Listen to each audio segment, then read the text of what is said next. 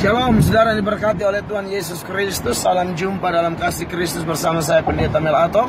Saya bersama hamba Tuhan Bapak Pendeta Hengki Wijaya dan juga Bro Noel Victor. Kami sebenarnya semua orang Indonesia, tapi kedua saudara saya ini sudah stay di Amerika. Saya atas kemurahan Tuhan, anugerah Tuhan, Tuhan kasih bonus untuk bisa datang ke Amerika, di New York, dan saat ini kami dalam perjalanan sudah di New Jersey ya Pak ya. Dari New Jersey kami mau pergi ke Philadelphia dalam satu konferensi pendeta-pendeta gereja Indonesia yang ada di Amerika gitu dan Kanada. Saya bersyukur bisa ikut kegiatan ini, mau timba banyak pengalaman dari hamba-hamba Tuhan yang tentu dari sudut waktu mereka lebih pengalaman. Kalau saudara-saudara sudah pernah mendengar kesaksian saya ya, pengalaman saya khususnya saudara-saudara di Indonesia, di NTT lebih khusus, di Kota Kupang, bagaimana perjalanan hidup saya dari sampah yang tidak ada harga, tapi karena anugerah Tuhan kemudian saya bisa jadi hamba Allah, melayani Tuhan. Nah, saya mau cerita tentang senior saya yang di samping ini, yang lagi nyetir. Pak Heng, kalau kita kan nakal itu di Indonesia tuh kan, nakalnya ya jujur aja, katak dalam tempurung kan, kita jagonya dalam kampung. Kalau beliau yang ini, masuk penjaranya di Amerika men, mainannya beceng, bukan kayak gua, mainan cuma pisau belati.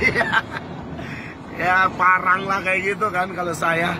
Tapi Pak Pastor Heng Wijaya ini punya pengalaman ditahan berkali-kali narkoba, morfin, nyuntik segala macam, sampai satu titik Tuhan merubah beliau. Itu tahun berapa kira-kira Pak? 89. 89 Pak ya? Ya, 89. Tahun 89 beliau disentuh oleh Tuhan, keluar penjara. Ini cerita yang saya dengar dikit dari beliau. Keluar penjara, sempat ikut satu gereja, lalu ada nyanyian-nyanyian rohani. Beliau juga kebetulan suka musik ya, main musik dan alirannya musik keras semua. Tiba-tiba dengar lagu apa waktu itu Pak? Tuhan adalah kekuatanku. Tuhan adalah kekuatanku. Itu Pak ya? Oh yes, ku kan terbang tinggi. Waktu beliau dengar lagu itu, beliau coba main, dan sejak itu beliau jatuh cinta dengan lagu rohani. Dan karena kemurahan Allah sekarang beliau adalah gembala sidang dari gereja The Last Rain, Hujan Akhir, The Last Rain Church di New York. Saya bersyukur bisa dalam perjalanan New York, Philadelphia. Dan dalam perjalanan ini memang saya sengaja bikin video ini untuk berbagi pengalaman iman aja sih, pengalaman rohani. Siapapun Anda dan saya, tidak peduli masa lalu Anda dan saya, harus jujur, kita keturunan Adam dan Hawa dan kita orang berdosa semua. Dan dalam praktek hidup memang ada beberapa orang seperti Pak Heng, saya, yang berjalan jauh dalam kegelapan, dan kemudian Tuhan dahsyat, Tuhan hebat, Tuhan Amen. luar biasa. Amen. Tuhan menjamah kami, Tuhan menyentuh kami. Hari ini kalau kami bisa pelayanan, ini bukan karena kami cari keselamatan. Kami sudah selamat. Betul. Ini hanya bentuk syukur kami saja. Betul. Kami sikap hati tahu diri gitu loh Pak. Yes. Mau balas apa gitu That's loh. right. Ya, satu-satunya yang bisa kami buat adalah melayani Tuhan ya.